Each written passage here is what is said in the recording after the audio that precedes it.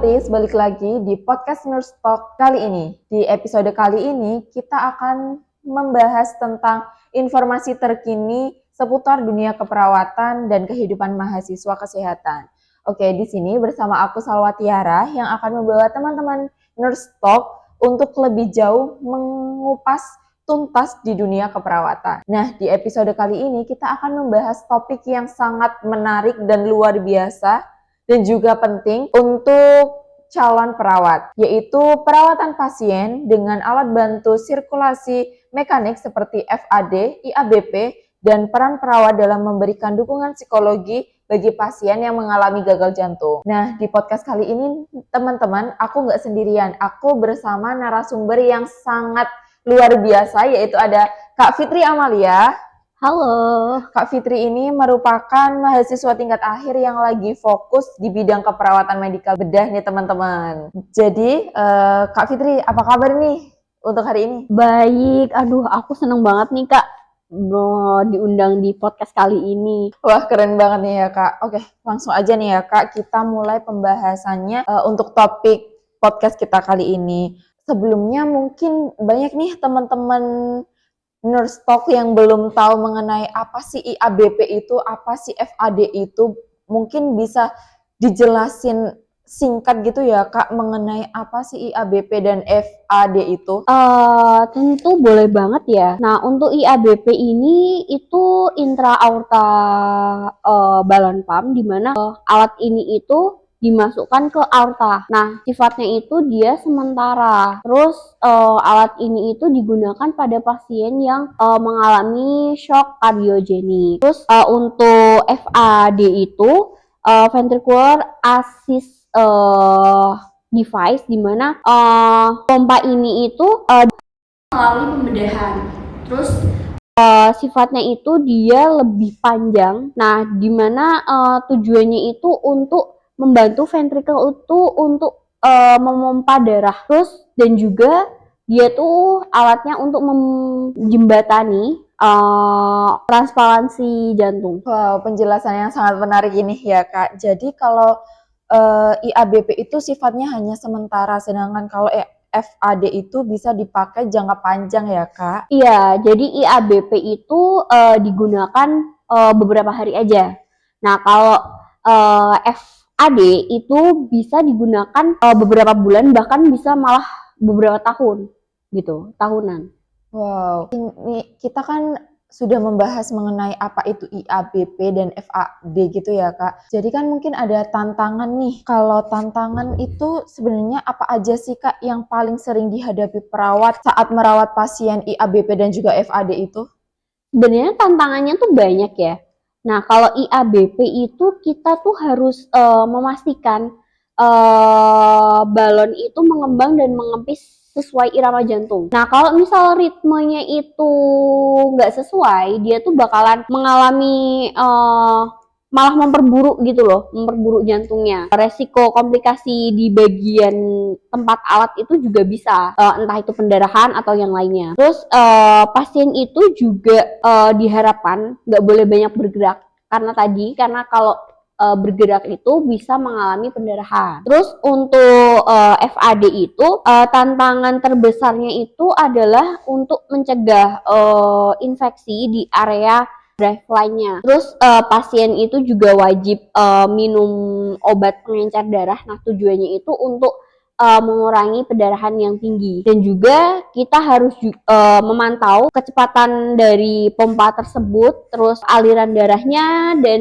daya alat itu secara rutin. Wah, ternyata cukup kompleks ya Kak.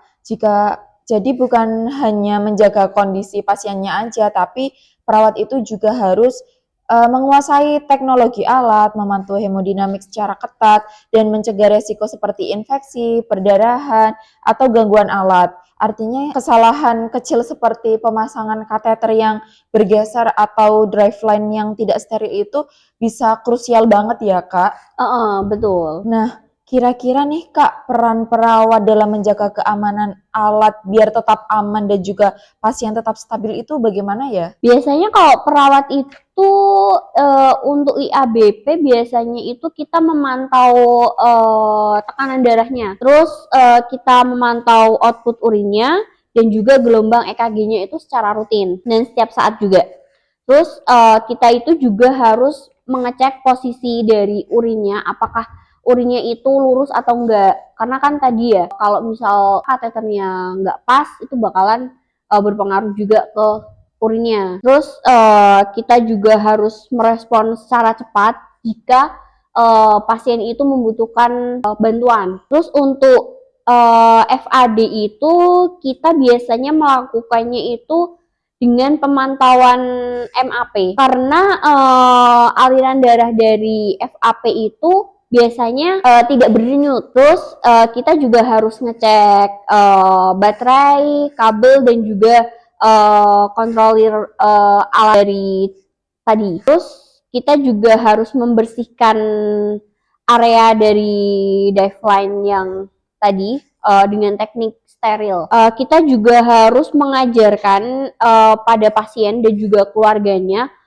bagaimana cara mengganti baterai, terus menjaga kebersihannya dan juga mengenal tanda-tanda dari bahaya entah itu memar ataupun pendarahan yang lainnya gitu. Wah, jadi peran perawat di sini tuh sangat ketat ya buat pasien yang menggunakan IABP dan juga FAD itu.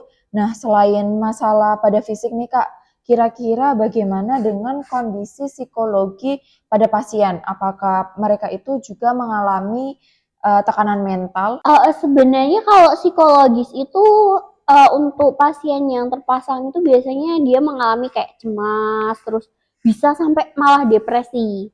Terus gangguan citra tubuh karena kan dia terpasang alat kan. Terus dan juga keterbatasan aktivitas karena kan tadi kalau kita banyak gerak itu bakalan bisa mengakibatkan pendarahan. Oke, dari yang udah disebutin itu tadi ya Kak, dari yang pasien mengalami cemas, depresi, gangguan citra tubuh, bahkan keterbatasan aktivitas. Lalu apa sih yang dilakukan perawat dalam mengatasi itu semua kepada pasien itu? Pastinya tuh yang pertama kita harus edukasi ya kepada pasien dan juga keluarganya untuk memahami kondisi dari kalau kita dipasang alat tersebut. Terus kita itu harus mendengarkan di sisi pasiennya tanpa kita menghakimi. Terus kita harus melibatkan keluarganya juga untuk memberikan dukungan emosional dari pasien. Terus kita harus membantu pasien itu merasa tetap percaya kepada kita, karena kalau kita membangun sebuah kepercayaan kepada pasien itu kan pasti pasien bakalan kayak merasa dihormati, terus ada yang peduli, jadi dia kayak terbuka gitu kepada kita. Oke, jadi emang bukan hanya soal fisik aja ya Kak, tapi mental pasien itu juga sangat berpengaruh. Dan di sini itu perawat punya peran yang sangat besar ya untuk menenangkan, mendampingi, dan membuat pasien serta keluarga itu merasa tidak sendirian. Wow, luar biasa ya Kak. Ini tuh banyak insight yang kita dapat pada hari ini. Mulai dari teknologi alat, tantangan perawatan, hingga dukungan psikologi bagi pasien. Oke, karena kita sudah selesai nih teman-teman Nurse Talk.